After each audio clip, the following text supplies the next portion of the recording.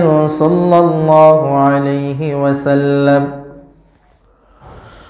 وشر الأمور محدثاتها وكل محدثة بدعة وكل بدعة ضلالة وكل ضلالة في النار.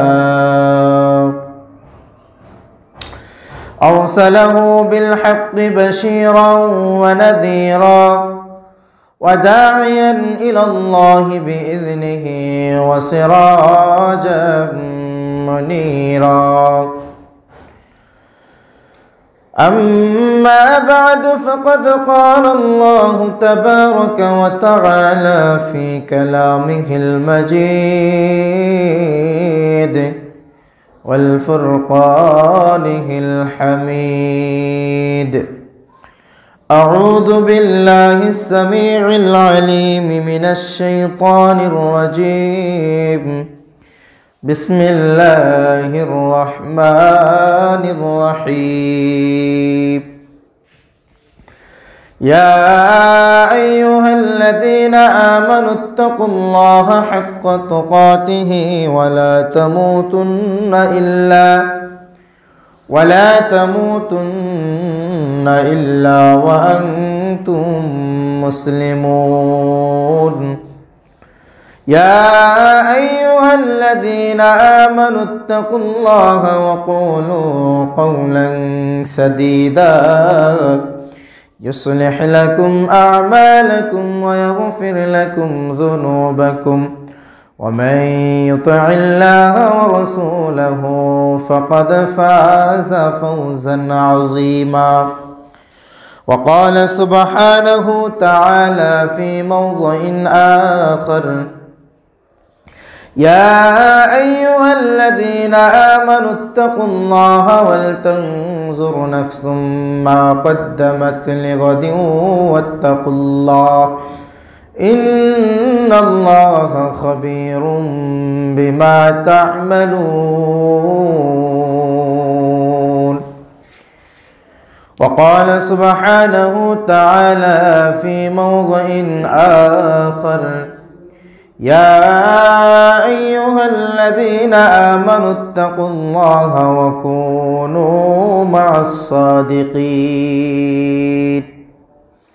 وقال النبي صلى الله عليه وسلم وعن أنس بن مالك رضي الله عنه قال: قال رسول الله صلى الله عليه وسلم: ثلاث من كن وجد حلاوة الإيمان: أن يكون الله ورسوله أحب إليه مما سواهما، وأن يحب المرء لا يحبه إلا الله، وأن يعود في الكفر كما يكره أن يقذف في النار، أو كما قال عليه الصلاة والسلام. প্রশংসা জ্ঞাপন করছি মহান আল্লাহ রাব্বুল আলামিনের জন্য, যে মহান রব্বুল আলামিনের একান্ত অনুগ্রহে পৃথিবীর সর্বোত্তম স্থান মসজিদে তারই ইবাদতের উদ্দেশ্যে আমাদেরকে যথাসময়ে উপস্থিত হওয়ার তৌফিক দান করেছেন। সে মহান রবের বারগাহে আমরা কৃতজ্ঞতা জ্ঞাপন করছি, আলহামদুলিল্লাহ। দরুদ ও সালাম বর্ষিত হোক আমাদের প্রিয় নবী, বিশ্ব নবী, পৃথিবীর সর্বকালের সর্বযুগের সর্বশ্রেষ্ঠ মহামানব, আমার আপনার প্রিয় নবী মুহাম্মদুর রাসূলুল্লাহ সাল্লাল্লাহু আলাইহি ওয়াসাল্লামের উপর। আজকের খুতবার সংক্ষিপ্ত আলোচ্য বিষয় ঈমানের স্বাদ আস্বাদন করা। এটা এমন একটা বিষয় যে বিষয়ে ঘাটতি থাকার কারণে আজকে আমরা দিন থেকে বিমুখ হয়ে আছি, ধর্ম থেকে নিজেদেরকে দূরে রেখেছি, ধর্ম থেকে আজকে আমরা বিমুখ হয়ে আছি। মন চাইলে ধর্ম কিছুক্ষণ পালন করি, মন চাইলে আর পালন করছি না। এর অন্যতম কারণ হচ্ছে আমরা ঈমানের স্বাদ এখনো পাইনি। ঈমানের স্বাদ না পাওয়ার কারণে, ঈমানের স্বাদ আস্বাদন না করার কারণে আজকে আমরা দিন থেকে গাফেল আছি। আমরা যদি ঈমানটাকে বুঝতাম, ঈমানের স্বাদ আস্বাদন করতে পারতাম, তাহলে আজকে আমরা যেই গতিতে দিন পালন করি, ধর্ম পালন করি, আমাদের দিন পালনের, ধর্ম পালনের স্পিড আরও বেড়ে যেত। আমাদের মধ্যে ধার্মিকতার ছাপ চলে আসতো। আজকে আমাদের মধ্যে ধার্মিকতার ছাপ কম রয়েছে। আজকে আমাদের মধ্যে দিন ধর্ম পালনের স্পিড ততটা নেই। এর একটাই কারণ, আমরা ইমানটাকে বুঝি নাই, ইমানের স্বাদ এখনও গ্রহণ করতে পারি নাই। যেমনটা পেরেছিলেন সাহাবায়ে কেরাম, অল্প দিনের মধ্যে তারা ইমানের স্বাদ এতটা বেশি আস্বাদন করেছেন, তারা ইমানের স্বাদ এতটা তারা নিয়েছেন, এমন বুঝেছেন যে ইমানের যে কত স্বাদ, তারা এটা বুঝার কারণে মুহূর্তের মধ্যে নিজেদের জীবনকে ইমানের কারণে, দ্বীনের কারণে বিসর্জন দিয়ে দিয়েছেন। হাজার হাজার সাহাবী তারা ইসলামের জন্য জীবন বিসর্জন দিয়েছেন। তো আমরা এই ইমানের জন্য, ইসলামের জন্য জীবন বিসর্জন দেওয়ার জন্য তখনই নিজেকে প্রস্তুত মনে করব যখন আমরা ইমানটাকে বুঝতে পারবো, যেমনটা বুঝেছিলেন সাহাবায়ে কেরাম।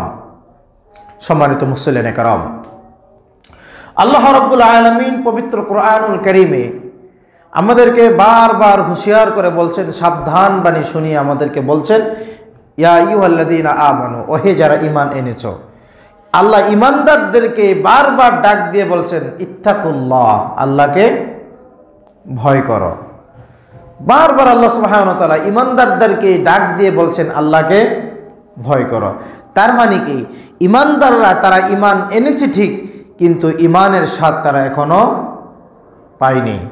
ঈমানের স্বাদ যদি তারা পেত, তাহলে তাদের জীবনের প্রত্যেকটা ক্ষেত্রে তারা ইসলামকেই, দ্বীনকেই প্রাধান্য দিত, দ্বীন তাদের কাছে প্রায়োরিটি পেত। কিন্তু আজকে আমরা সামাজিকতার দোহাই দিয়ে, লৌকিকতার দোহাই দিয়ে, বিভিন্ন অজুহাত দেখিয়ে আজকে আমরা দ্বীনকে বিভিন্ন সময়ে বিভিন্ন পরিবেশে কি করে থাকি, উপেক্ষা করে থাকি। আমরা মানুষ কি বলবে, মানুষের দেখানোর জন্য, সামাজিকতা রক্ষার জন্য, লৌকিকতা বজায় রাখার জন্য আজকে আমরা বিভিন্ন কাজ করে বসি, যেটা জানি যেটা আমার মুসলিমদের সাথে এই আচার আচরণ যায় না। এরকম অনেক কাজ আমরা করি না, যে কাজ আমরা করি কিন্তু বুঝি যেটা কোনো মুসলমানের কাজ হতে পারে না।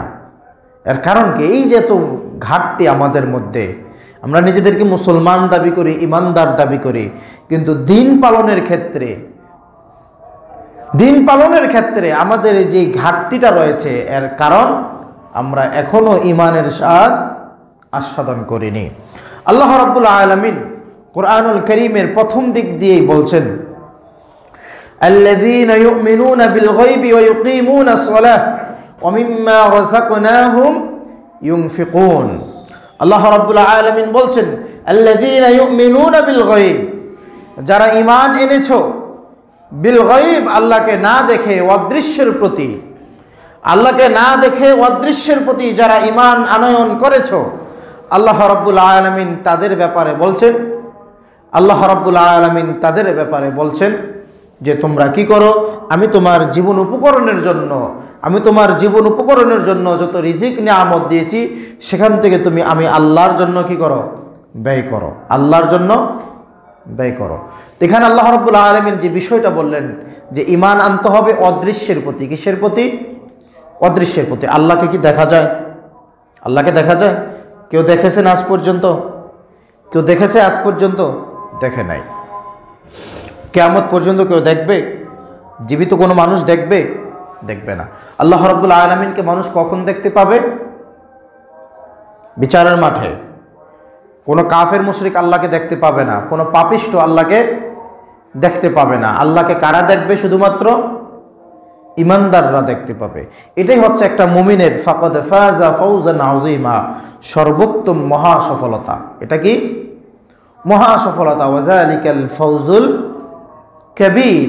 আল্লাহ রাব্বুল আলামিনের দিদার লাভ করা, আল্লাহ রাব্বুল আলামিনের সাক্ষাৎ লাভ করাই হচ্ছে একটা মানুষের মহা সফলতা, বড় সফলতা।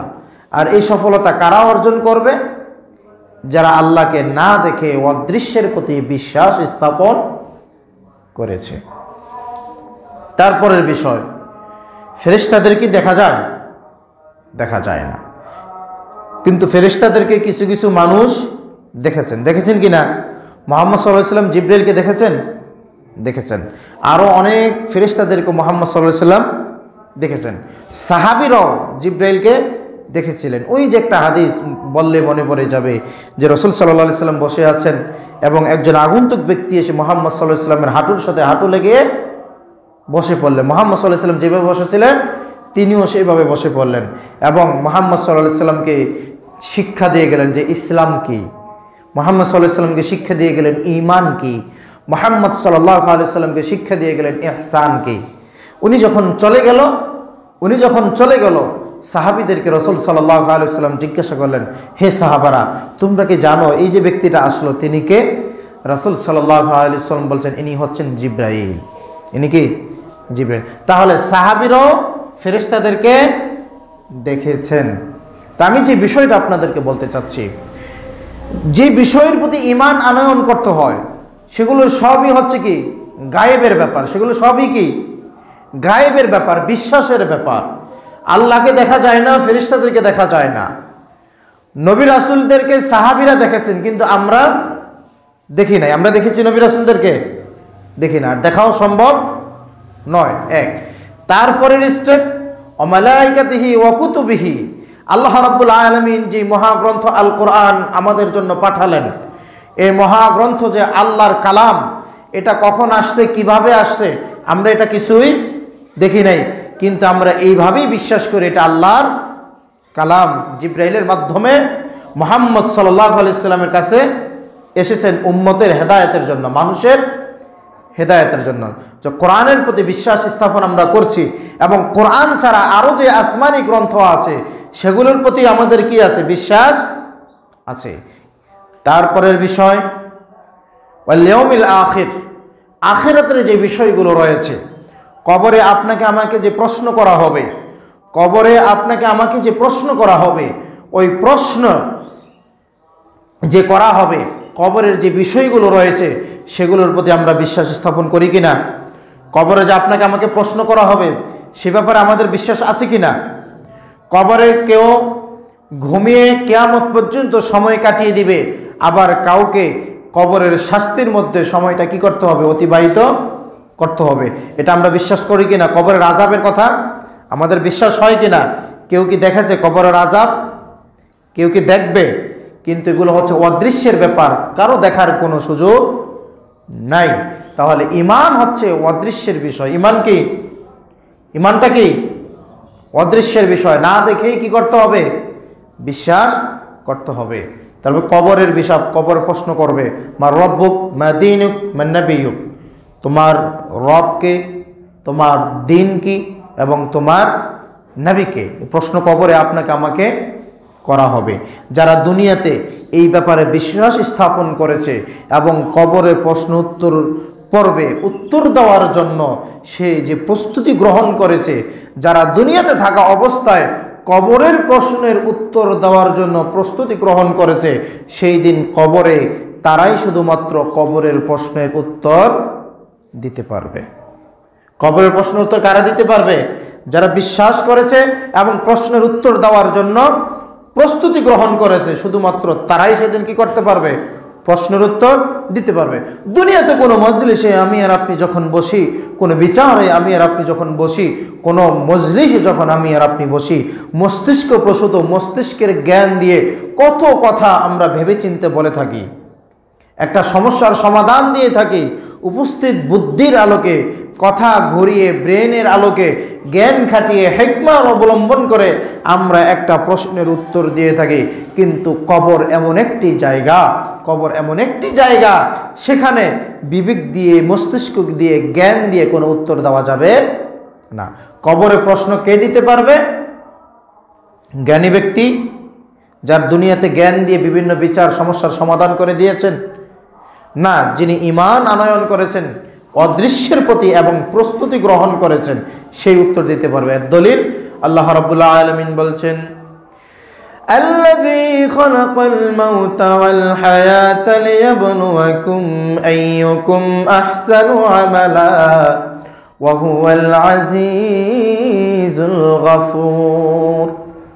আল্লাহ রাব্বুল আলামিন তিনি বলছেন, আল্লাযী খালাকাল মাউতা ওয়াল হায়াতা লিয়াবলুয়াকুম, যে আল্লাহ সৃষ্টি করেছেন মৃত্যু ও জীবন, যিনি সৃষ্টি করেছেন মৃত্যু ও জীবন, কেন সৃষ্টি করেছেন? লিয়াবলুয়াকুম, মানুষদেরকে পরীক্ষা করবেন, আইয়ুকুম আহসানু আমালা, এবং আল্লাহ রাব্বুল আলামিন এটা যাচাই বাছাই করার জন্য, আল্লাহ রাব্বুল আলামিন এটা বোঝার জন্য, আল্লাহ রাব্বুল আলামিন এটা জানার জন্য যে তার বান্দাদের মধ্য থেকে কোন কোন বান্দারা উত্তম প্রস্তুতি গ্রহণ করেছে নেক আমলের মাধ্যমে, নেক আমলের মাধ্যমে যারা পরকালের জন্য প্রস্তুতি গ্রহণ করেছে।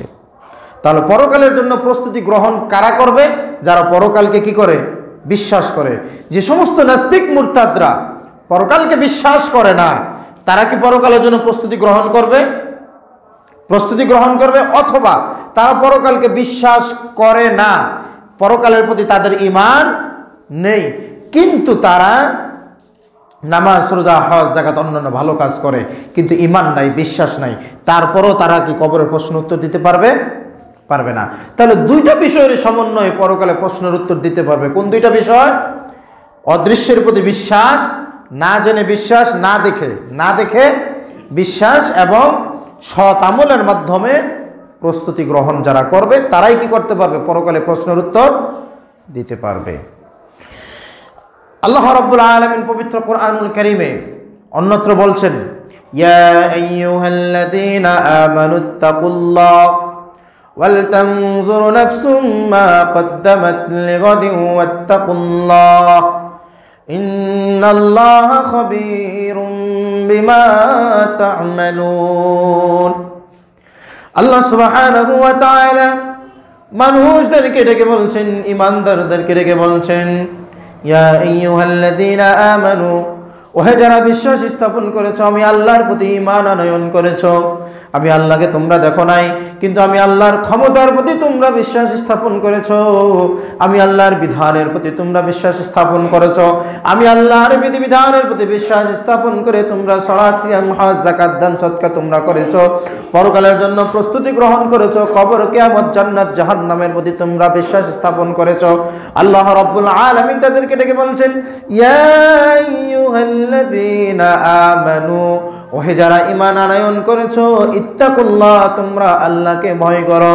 ওয়াল তানজুর নাফসুম মা কদ্দামাত লিগাদিন ওয়াত্তাকুল্লাহ। আল্লাহ রাব্বুল আলামিন ডেকে বলছেন, ওয়াল তানজুর নাফসুম মা কদ্দামাত লিগাদিন ওয়াত্তাকুল্লাহ।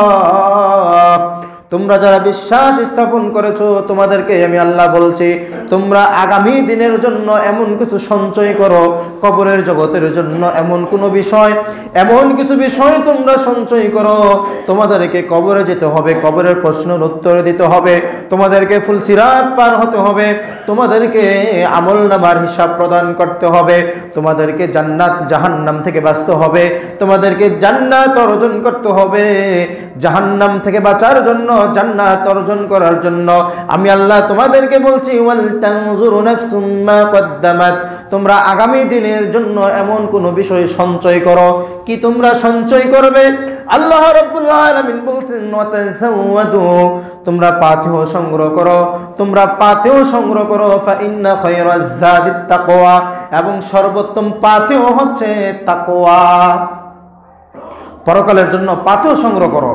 দুনিয়াতে কোনো একটি সফরের জন্য আমরা যখন কোনো দূরান্তে যাব, কোনো একটি দূর গন্তব্যস্থলে আমরা বাড়ি থেকে বের হব, আমরা যখন কোনো মানুষ একটা দেশ থেকে বিদেশে চলে যাবে, একটা মানুষ এক স্থান থেকে অনেক দূরের একটি স্থানে যাবে, ওই সফরের জন্য 5 দিন, 10 দিন, 1 মাস, 1 বছর সফরের জন্য প্রত্যেকটা মানুষ দুনিয়াতে সফর করার জন্য সফরের পূর্বে একটা প্রস্তুতি থাকে। সফরের পূর্বে প্রস্তুতি থাকে কিনা? কোনো মানুষ যদি হজে যায়, হজে যাওয়ার 1 মাস আগে থেকে সে প্রস্তুতি নিয়ে রাখে।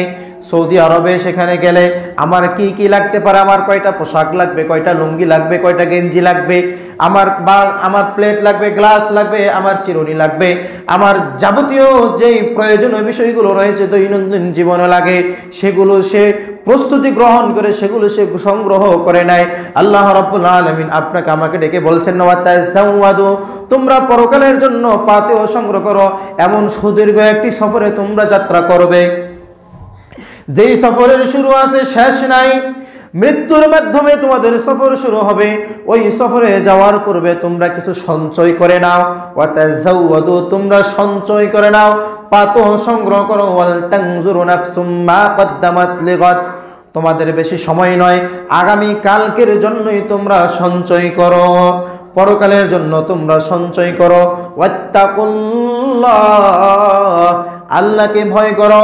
ইন্নাল্লাহা খাবীরুম বিমা তা'মালুন, নিশ্চয় আল্লাহ রাব্বুল আলামিন সব কিছুর খবর রাখেন। আল্লাহ রাব্বুল আলামিন সব কিছু জানেন।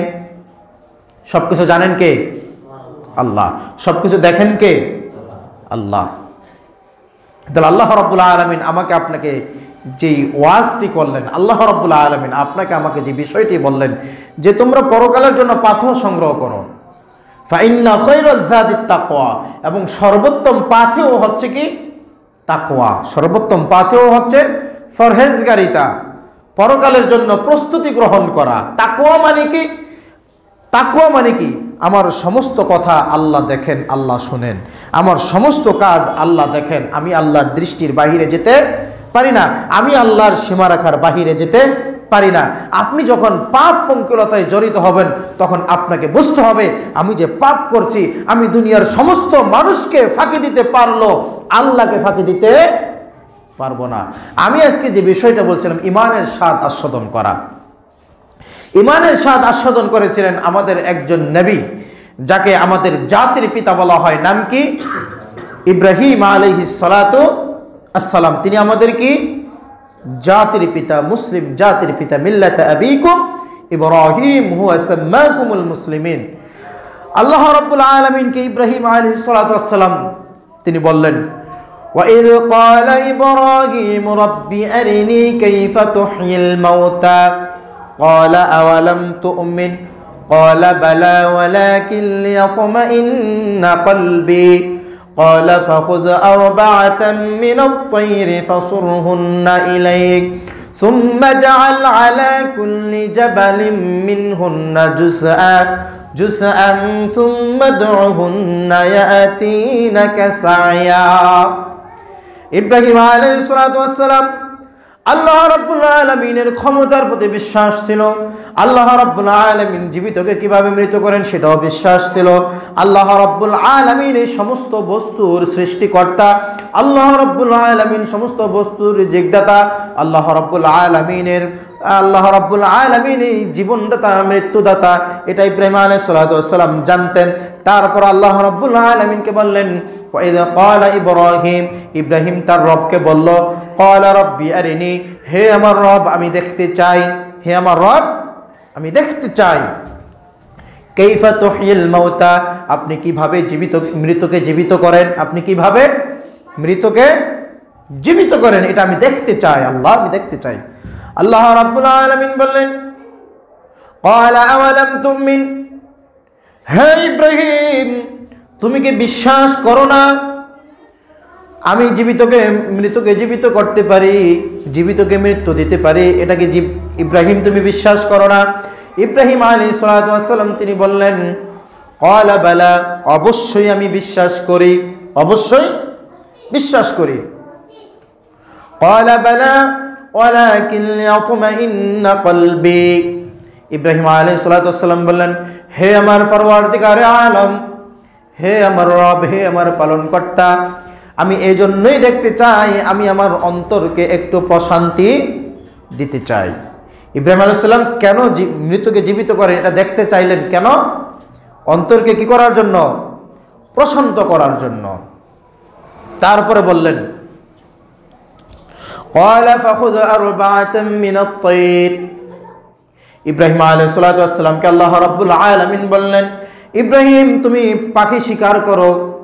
পাখি কি করো? ওই পাখিকে তোমার পোষ মানাও, পাখিকে পোষ মানাও। ইব্রাহিম আলাইহিস সালাতু ওয়াস সালামকে আল্লাহ সুবহানাহু ওয়া তাআলা বলেন, ইব্রাহিম তুমি 4টা পাখি নাও। ক্বালা আরবাআতাম মিনাত তায়র, তুমি 4টি পাখি সংগ্রহ করো এবং এই পাখিগুলোকে তুমি শিকার করো, তোমার পোষ মানাও। তুমি এক একটা নাম দিবে, ওই নাম ধরে তাদেরকে ডাকবে।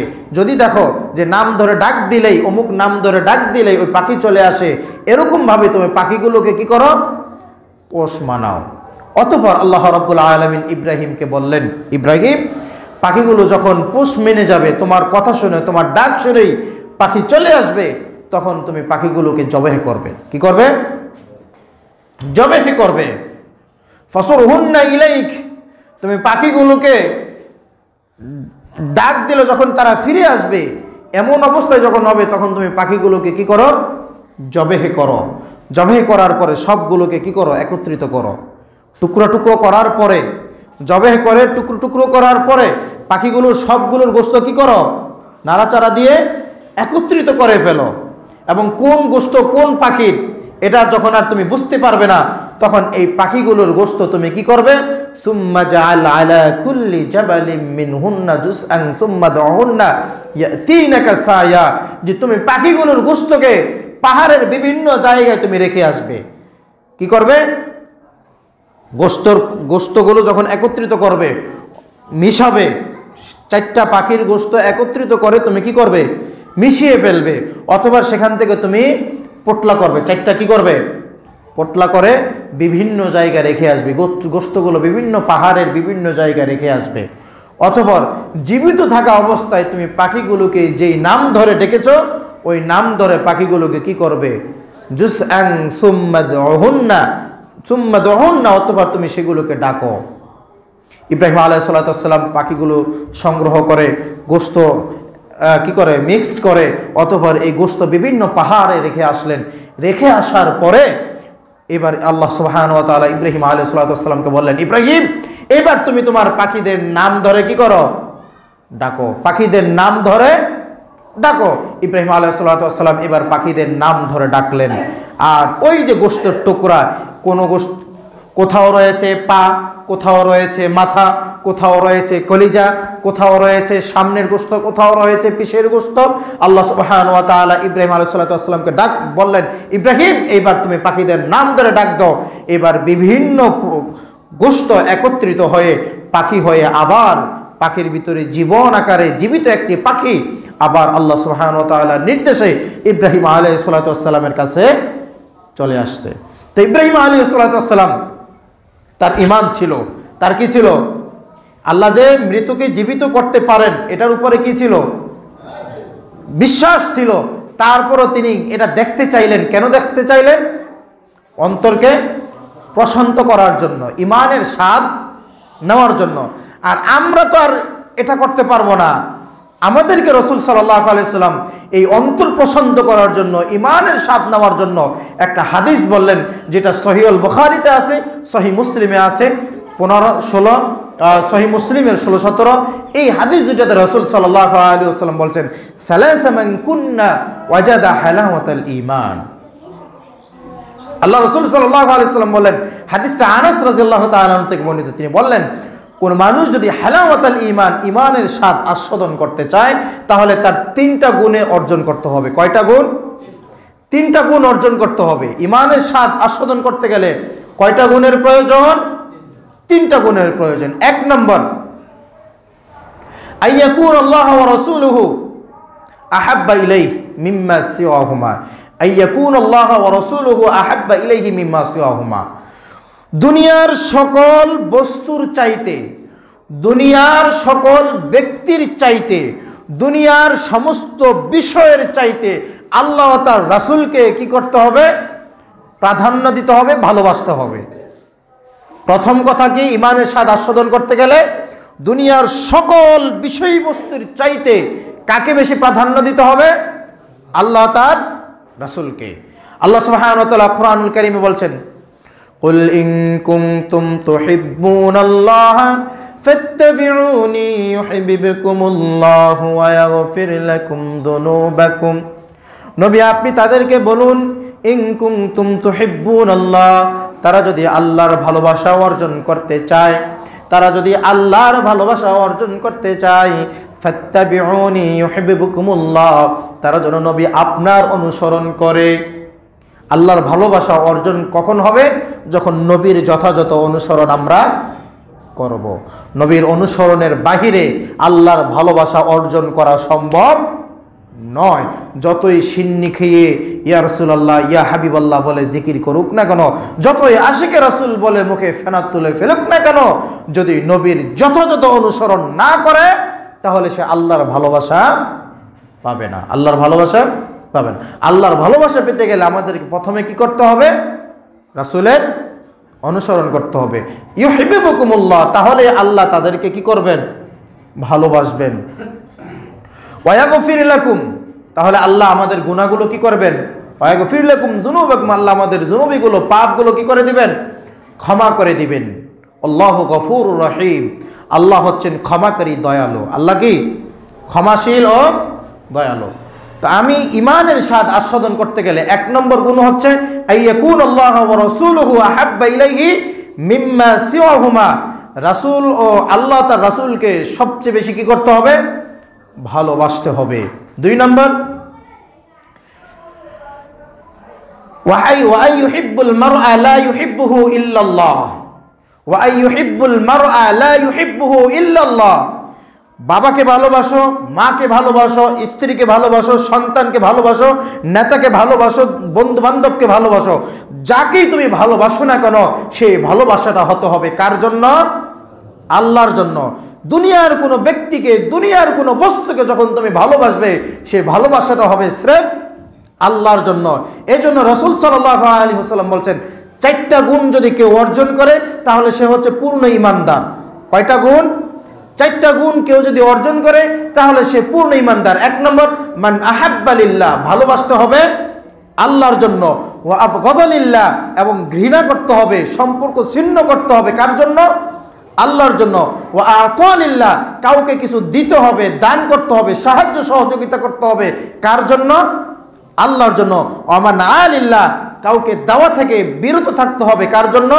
আল্লাহর জন্য। ফাকাদ ইস্তাকমালাল ঈমান, তাহলে সে তার ঈমানকে পরিপূর্ণ করলো, তাহলে সে তার ঈমানকে পরিপূর্ণ। আজকে আপনি দেখেন মান হাব্বা লিল্লাহ, আমরা কয়জনে আল্লাহর জন্য ভালোবাসি? আমরা যে আমার স্ত্রীকে ভালোবাসি, সন্তানদেরকে ভালোবাসি, আল্লাহর জন্য কি ভালোবাসাটা হয়? যদি আল্লাহর জন্য ভালোবাসা হতো তাহলে আল্লাহর হুকুম আহকাম আমিও পালন করতাম, আমার পরিবারের সদস্যদেরকে পালন করতে বলতাম। যেহেতু আমি নিজেও ধর্ম পালন করছি না, আমার পরিবারও করছে না, তাহলে এই ভালোবাসা আল্লাহর জন্য নয়, এই ভালোবাসা আল্লাহর জন্য নয়। তারপরে ওয়াগলিল্লাহ, কাউকে ঘৃণা করতে হবে কার জন্য?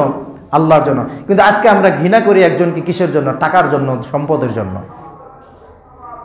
দুনিয়াবি ব্যবহারের জন্য আমরা একজনকে ঘৃণা করি। দুনিয়াবি ব্যবহারের জন্য, দুনিয়াবি বিষয়বস্তুর জন্য আমরা একজনকে ঘৃণা করি। দুনিয়াবি প্রয়োজনের জন্য আমরা একজনকে ভালোবাসি, দুনিয়াবি প্রয়োজনের জন্য আমরা একজনকে ঘৃণা করি।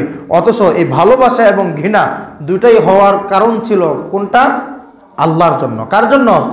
আল্লাহর জন্য। এইগুলো 2 বিষয়। 3 নম্বর ওয়া আতা লিল্লাহ, আল্লাহর জন্য কি করতে হবে? ব্যয় করতে হবে। আল্লাহর জন্যই শুধু ব্যয় করতে হবে। আমার যে অর্থ করি, টাকা পয়সা, ধন সম্পদ, এগুলো কোনো কিছুই কি আপনার আর আমার? এই যে জায়গা, আপনার দাদা বলেছিল এই বাড়ি তার, বলেছিল না? আপনার দাদা বলেছিল কি এই বাড়ি তার, আপনার বাবাও বলেছে এই বাড়ি তার, এখন আপনিও বলেন এই বাড়ি আপনার। আসলে এই বাড়ি কার? এই বাড়ি কার? এগুলো কোনো কিছুই কি আমরা, দুনিয়ার কোনো কিছু আমরা নিয়ে যেতে পারবো? আমাদের সাথে যাবে, আমাদের পরকালে কোনো উপকারে আসবে এই জায়গা, এই জমিন, হ্যাঁ, অর্থকরী, টাকা পয়সা, সন্তানাদি, কোনোটাই আমাদের কাছে আসবে। আল্লাহ রাব্বুল আলামিন কুরআনুল কারীমে বলছেন, ইয়া আইয়ুহাল্লাযীনা আমানু লা তুলহিকুম আমওয়ালুকুম ওয়া আওলাদুকুম আন যিকরিল্লাহ। ইয়া আইয়ুহাল্লাযীনা আমানু, ওহে যারা ঈমান আনয়ন করেছো, লা তুলহিকুম আমওয়ালুকুম ওয়ালা আওলাদুকুম, তোমাদের মাল, তোমাদের সম্পদ, ওয়ালা আওলাদুকুম, তোমাদের সন্তান সন্ততি, তোমাদের আওলাদ, তোমাদের স্ত্রী, এগুলো যেন আমি আল্লাহ থেকে তোমাকে গাফেল না করে, আমি আল্লাহর থেকে তোমাকে যেন গাফেল না করে। তো ঈমানের স্বাদ আস্বাদন করতে গেলে 1 নম্বর গুণ হচ্ছে সবচেয়ে বেশি ভালোবাসতে হবে আল্লাহ তার রাসূলকে। তারপরে দুনিয়ার কাউকে যখন আমরা ভালোবাসবো, স্ত্রীকে, সন্তানকে, বাবা মাকে, হ্যাঁ, আত্মীয় স্বজনকে, পাড়া প্রতিবেশীকে, বন্ধু বান্ধবকে যখন আমরা ভালোবাসবো, ওই ভালোবাসাটা হতে হবে কার জন্য? আল্লাহর জন্য। তারপরে 3 নম্বর গুণ হচ্ছে ওয়া আইয়াউদা ফিল কুফরি কামা ইয়াকরাহু আইয়াকযিফা ফিন নার। তুমি ঈমানদার, তুমি মুসলিম, তুমি কুফরি কাজকে এমনভাবে ঘৃণা করবে, তুমি কুফরি কাজকে এমনভাবে ঘৃণা করবে যেমনভাবে তুমি আগুনকে ভয় করে থাকো। ওয়া আইয়াকযিফা ফিন নার, আগুনকে যেমনিভাবে তুমি ঘৃণা করো। আগুনকে কি আমরা কেউ আসি এখানে আগুনকে ভালোবাসি? আগুন কি ভালোবাসার বিষয়? আগুনকে ভালোবেসে জড়িয়ে ধরবো কেউ? আমরা ভালোবাসি যদি আগুনকে জড়িয়ে ধরি কি হবে? দেহ থাকবে? ভালোবেসে যদি আগুনে ঝাঁপ দেই, তুমি আমার আগুন, প্রিয় বন্ধু, আমি তোকে সাথে নিয়ে তোর সাথে থাকবো, তাহলে আগুনে যদি এই বলে ঝাঁপ দেই, আগুন আমার বন্ধু হিসাবে আগুনকে আমাকে বাঁচাবে? তাহলে আল্লাহ রসুল সাল্লাল্লাহু আলাইহি ওয়াসাল্লাম বলছেন, আগুনকে তুমি যেমনিভাবে ভয় করো, আগুনকে যেমনিভাবে তুমি ঘৃণা করো, আগুনের কাছ থেকে যেমনিভাবে তুমি দূরে থাকো, তুমি কুফরি কাজ থেকে তেমনিভাবে কি করবে? দূরে থাকবে। আজকে আমরা কুফরি কাজ থেকে দূরে থাকি, অন্যায় কাজ থেকে দূরে থাকি। আজকে আমাদেরকে দেখা যায় পূজাতেও যাই, আজকে আমাদেরকে দেখা যায় ওয়াজেও যাই। আজকে আমরা পূজায় কেন যাই? পূজা কি কুফরি কাজ নয়? বিভিন্ন হারাম কাজ যেগুলো, নাফরমানমূলক কাজ যেগুলো, সেগুলো আজকে আমরা করছি না? কিন্তু আল্লাহ রসুল সাল্লাল্লাহু আলাইহি ওয়াসাল্লাম বলছেন, তুমি ঈমানের স্বাদ আস্বাদন করতে পারবে না যদি এই তিনটা বৈশিষ্ট্য তোমার না থাকে। এক, সব কিছুর ঊর্ধ্বে আল্লাহ তার রাসূলকে ভালোবাসতে হবে, যেমনটা ভালোবাসছিলেন সাহাবীরা। কেমন ভালোবাসা? কেমন ভালোবাসা? আপনি যদি উহুদের যুদ্ধের হিস্টোরি পড়েন, বদরের যুদ্ধের ইতিহাস আপনি পড়েন, আপনার অটোমেটিক পড়তে থাকবেন আর চোখ দিয়ে পানি পড়বে যে সাহাবীরা রাসূলের জন্য কিভাবে তালহা বিন উবাইদুল্লাহ তিনি যখন উহুদের যুদ্ধে যখন মুসলমানরা বিপর্যয় পড়ে গেছে, তালহা বিন উবাইদুল্লাহ ঢাল নিয়ে সামনে দাঁড়িয়ে গেলেন। তার শরীরে এত বেশি তীর, ধনুক, বিভিন্ন অস্ত্রের আঘাত, 101টা আঘাত তার শরীরে ছিল। রসুল সাল্লাল্লাহু আলাইহি ওয়াসাল্লাম একবার উকি মেরে দেখতে চাচ্ছিলেন যে তলহার কি অবস্থা। রসুল সাল্লাল্লাহু আলাইহি ওয়াসাল্লাম যখন টুকু দিতে চাচ্ছিলেন, তলহা বলেন, আল্লাহর নবী আপনি উঠবেন না, কসম আল্লাহর, আমার পিতামাতা ফিদাকা আবি ওয়া উম্মি ইয়া রাসূলুল্লাহ, আমার বাবা মা আপনার জন্য কোরবান হয়ে যাক, আমার বাবা মা আপনার জন্য কোরবান হয়ে যাক, এটার কসম দিয়ে আমি আপনাকে বলছি আপনি উঠবেন না, তাহলে আপনার গায়ে আঘাত লাগবে, যত আঘাত আমি আমার বুকে নিয়ে নিব, আপনার গায়ে লাগতে দিব না। সাহাবীরা ঈমানের স্বাদ আস্বাদন তারা করেছিল, ঈমানের স্বাদ তারা বুঝেছিল। ঈমানের কেমন স্বাদ? মিষ্টির স্বাদ আমরা বুঝি না, চকলেটের স্বাদ বুঝি না, মাছের স্বাদ বুঝি না। আজকে যদি 100 প্রকারের মাছ দেয়, ওই কোন মাছের কি স্বাদ এটা আমাদের জিহ্বায় ধরতে পারে কিনা? দেশি মুরগির স্বাদ, ব্রয়লার মুরগির স্বাদ, কক মুরগির স্বাদ, গরুর গোশতের স্বাদ, তারপরে খাসির গোশতের স্বাদ, এই যে এত স্বাদ আমরা আস্বাদন করি, বুঝি না? কিন্তু মানুষও ঈমানের স্বাদ আস্বাদন করতে পারবে, বুঝতে পারবে যে ঈমানটা কি জিনিস। ঈমানটাই হচ্ছে সবচেয়ে দামি বস্তু, ঈমানটাই হচ্ছে সবচেয়ে দামি সম্পদ, ঈমানটাই হচ্ছে আমার জীবনের সব কিছু, ঈমানই হচ্ছে একমাত্র আমার মুক্তির চাবিকাঠি। ঈমানের মাধ্যমে আমি জাহান্নাম থেকে বাঁচতে পারবো, ঈমানের মাধ্যমে আমি জান্নাত অর্জন করতে পারবো। ঈমান ছাড়া আমার কোনো গতি নেই। এটা তখনই মানুষ বুঝতে পারবে যখন সে এই 3টা গুণ অর্জন করতে পারবে। কোন কোন 3টা গুণ মনে আছে? সব কিছুর ঊর্ধ্বে সবচেয়ে বেশি ভালোবাসতে হবে কাকে? আল্লাহকে। নামাজের সময় হয়ে গেছে, স্ত্রী নিয়ে শুয়ে আছেন মনে করেন, এখন খুব ভালো লাগতেছে, কিন্তু নামাজের ওয়াক্ত হয়ে গেছে, আপনাকে তখন কি করতে হবে? আপনার স্ত্রীর ভালোবাসা ত্যাগ করে নামাজে চলে আসতে হবে। আপনার সন্তানের পিছনে আপনি যত কিছু ব্যয় করবেন, এটার উদ্দেশ্য হতে হবে আল্লাহর জন্য, উদ্দেশ্য হতে হবে আল্লাহর জন্য। আপনার বাবা যে আপনাকে লালন পালন করে কোটি কোটি টাকার সম্পত্তি, লক্ষ লক্ষ টাকার সম্পত্তি আজকে দিয়ে গেছে, দিয়ে উনি কবরে চলে গেছে 5, 7, 10, 15, 20 বছর আগে, ওনার কি ফায়দা হয়েছে বলেন তো? ফায়দা হয়েছে? ওনার কোনো লাভ হচ্ছে এখন? আবার আজকে যে আমরা আমাদের সন্তানদেরকে লালন পালন করছি, আমরাও চলে যাব, কিন্তু এই যে সম্পত্তির পিছনে ছুটতে গিয়ে আজকে দিন ধর্মকে বাদ দিয়ে দিন ধর্ম যে পালন করতে হয় এটা বুঝিই না। এটা কি বুঝিই না। মাঝে মধ্যে শুক্রবারে মসজিদে হাজিরা দিতে আসি না। ভাই শুনুন, আমার আপনার আজকে থেকে 50 বছর আগে এই জমিনে যারা বসবাস করতো, 100 বছর বাদ দিয়ে দিলাম, 50 বছর আগে যারা বসবাস করতো, এদের কয় % এখন এই দুনিয়াতে আছে? কয় % এখন? আজকে 2022 সালের জানুয়ারি মাস চলছে, আজ থেকে 50 বছর পরে আমরা যারা এখন মসজিদে আসি, এই কয়জন এই দুনিয়াতে থাকব? 50 বছর আজকে যাদের হয়ে গেছে, 50-60 বছর হয়ে গেছে, তারা বলতে পারবে সময়টা কত দ্রুত চলে গেছে। এই যে সেই দিন মাত্র হাফ প্যান্ট পিন্তা করছি, এরকম মনে হয় তাদের কাছে। এই যে সেই দিন মাত্র বিবাহ করছি, এরকম মনে হয়। এই তো সেই দিন মাত্র বন্ধু নিয়ে বিভিন্ন জায়গায় ঘুরে বেড়েছি, খেলাধুলা করেছি, অথচ দেখতে দেখতে 50-60 বছর খুব কম সময়। এটাকে আমরা অনেক বড় কিছু মনে করি, কিন্তু আসলে এটা অনেক বড় সময় নয়। আমি আর আপনি প্রত্যেকেই চলে যাব। কেউ একদিন আগে যাবে, কেউ একদিন পরে যাবে, কেউ একদিন আগে যাবে, কেউ একদিন পরে যাবে। আমাদেরকে পরকালে যেতে হবে, আর পরকালে যাওয়ার পূর্বেই আল্লাহ আমাদেরকে বলে দিয়েছেন ওয়াতাজাওয়াদু, তোমরা পাথেয় সংগ্রহ করো, পরকালের পাথেয় সংগ্রহ করো। দুনিয়াতে থাকার জন্য ঘর লাগে, খাবার লাগে, হ্যাঁ, ল্যাপটপ বালিশ, কত কিছু লাগে দুনিয়াতে চলার জন্য, পোশাক আশাক কত কিছু লাগে।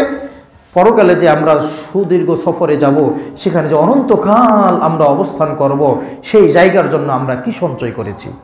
আমাদের আমল নামায় কি আছে? আজকে যদি মালাকুল মউত আমার সাথে সাক্ষাতে আসে আমাকে জান কবজ করার জন্য, আমি কি মালাকুল মউতের সাথে সাক্ষাৎ করার জন্য প্রস্তুত? আপনি কি মালাকুল মউতের সাথে সাক্ষাৎ করার জন্য প্রস্তুত? মৃত্যুর জন্য কি আপনি প্রস্তুত আছেন? আপনি কি মৃত্যুর জন্য প্রস্তুত আছেন? পরকালের বিষয়গুলো মোকাবিলা করার জন্য আপনি কি প্রস্তুত আছেন? কতটুকু প্রস্তুতি আমার আর আপনার আছে? কতটুকু প্রস্তুতি আমার আর আপনার আছে? আপনি আর আমি যেই আমল এই জীবনে করেছি, কারো বয়স এখানে 70, 60, 70, 50, 40, 30 এরকম রয়েছে। আমরা আমাদের পূর্বের এই আমলের সময়তে 10 বছর থেকে নিয়ে এই পর্যন্ত, কারো 20 বছর আমল, কারো 10 বছর আমল, কারো 30 বছরের আমল, কারো 40-50 বছরের আমল। বলেন তো, এই 40, 50, 60, 70 বছরের আমল দিয়ে আমি যেই আমল করেছি, ওই আমল দিয়ে কি আমি কবরের প্রশ্নের উত্তর দিতে পারবো? আমি কবরের ঘাটি পার হতে পারবো? ফুলসিরাত পার হতে পারবো? যে ফুলসিরাত অন্ধকার, কোনো আলো থাকবে না ফুলসিরাতে কোনো আলো থাকবে না, চিকন চুলের মতো ফুলসিরাতের ফুল দিয়ে আমাকে আপনাকে পার হতে হবে। সেখানে ওই পার হওয়ার জন্য যে আলো দরকার, যে জ্যোতি দরকার, সে আলো কি আমি আর আপনি সংগ্রহ করেছি?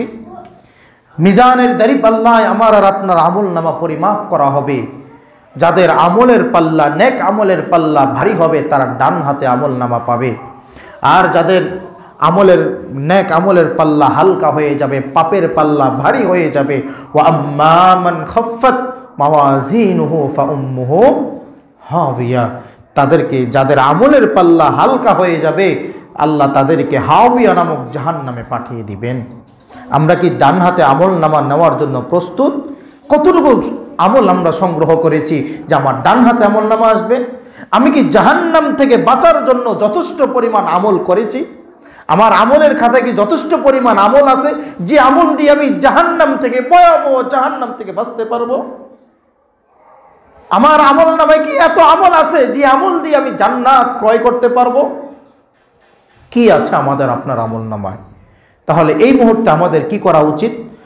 আমি এই শেষ আয়াতের অনুবাদ করে আমি নেমে যাব, 2-3 মিনিট লাগবে, একটু ধৈর্য ধরেন। আল্লাহ রাব্বুল আলামিন কুরআনুল কারীমে বলছেন, সূরা ফুরকান 79 নম্বর আয়াত, আল্লাহ রাব্বুল আলামিন বলছেন, ইল্লা মান তাবা ওয়া আমানা ওয়া আমিলা আমালান সালিহা ফাউলাইকা ইউবাদদিলুল্লাহু সাইয়্যাতিহিম হাসানা। ইল্লা মান তাব, বান্দা জীবনে অনেক পাপ করেছো, বুঝে করেছো, না বুঝে করেছো, ইচ্ছাই করেছো, অনিচ্ছাই করেছো, কিন্তু এখন তোমার হুঁশ ফিরে আসছে, এখন তুমি পূর্বের পাপের জন্য অনুতপ্ত, তোমার মনে এখন অনুশোচনা জাগ্রত হয়েছে, এখন তুমি ভাবতেছো যে আমি কি করব, কি হবে আমার উপায়। আল্লাহ রাব্বুল আলামিন তাদেরকে বলছেন ইল্লা মান তাব, তাহলে তুমি কি করো? তওবা করো। তুমি পূর্বের কৃতকর্মের জন্য তওবা করো, ওয়া আমানা, এবং ঈমানকে নবায়ন করো, ঈমানকে নবায়ন করো, ওয়া আমিলা আমালান সালিহা, এবং আমলে সালেহগুলো কন্টিনিউ করো। আগে 50 বছর নামাজ পড়ো নাই, এখন থেকে তুমি নামাজকে কন্টিনিউ করো।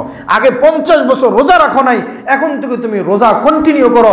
আগে অনেক ভালো কাজ তুমি, ফরজ ইবাদত তুমি ছেড়ে দিয়েছো, যাকাত দাও নাই, হজ করো নাই, এখন সেগুলো তুমি কি করো? তোমার হজ ফরজ হয়ে থাকলে হজ করো। প্রতি বছর তোমাকে একবার 2.5% জাকাত দিতে হয়, জাকাত তুমি দাও। আল্লাহ রাব্বুল আলামিন তাদের ব্যাপারে বলছেন তিনটা বিষয়, 1 তওবা করা, 2 ঈমান নবায়ন করা, 3 আমলে সালেহ করা। এই তিনটা গুণ যদি কেউ অর্জন করে, আল্লাহ তাদেরকে কেমন একটা সুসংবাদ দিচ্ছেন, ফাউলাইকা ইউবাদদিলুল্লাহ, আল্লাহ পরিবর্তন করে দিবেন তাদের ওই পূর্বের কৃতকর্মের পাপগুলোকে। পূর্বের পাপগুলোকে আল্লাহ কি করে দিবেন? ইউবাদদিলুল্লাহু সাইয়্যাতিহিম হাসানা, পূর্বের পাপগুলোকে আল্লাহ নেক দিয়ে কি করে দিবেন? পরিবর্তন করে দিবেন।